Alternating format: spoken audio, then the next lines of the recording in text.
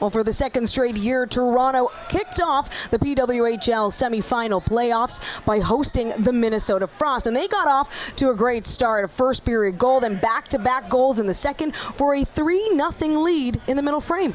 Well, it was a great start for this team, and Troy Ryan had to be very happy. Put the lines in a bit of a blender, and it seemed to be working for him as he was getting a lot of speed.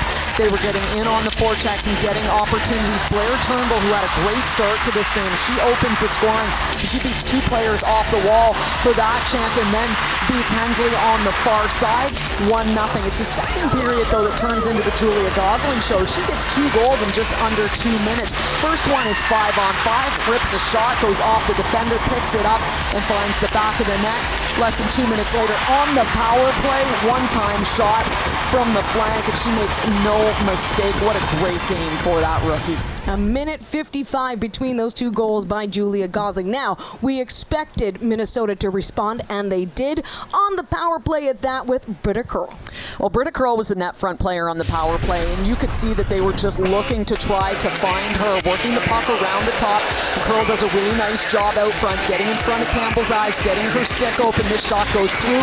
She turns right away, finds it on the forehand, and buries it to make this a 3-1 game. This really breathes some life back into a Minnesota team who was being outplayed at the time. But not long after that, Britta Curl takes a penalty. She runs into Renata Fast and comes up with the elbow on the hit, finishes with the elbow on the head.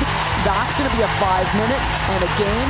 Curl out, and they have to kill a 5-minute penalty.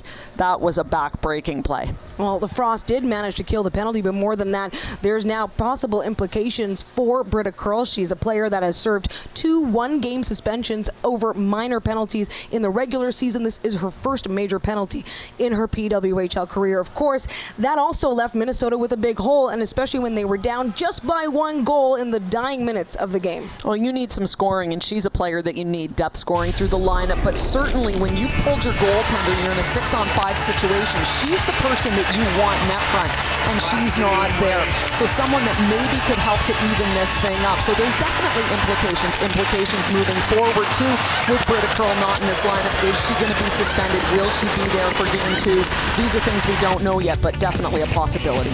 Well, just like year 1, Toronto takes game 1, this time 3-2 in 60 minutes at that. They'll be back inside Coca-Cola Coliseum Friday, 7 p.m. Eastern, 4 Pacific. A chance for Minnesota to even the season series, or Toronto to take a 2-game lead before they head to St. Paul on Sunday.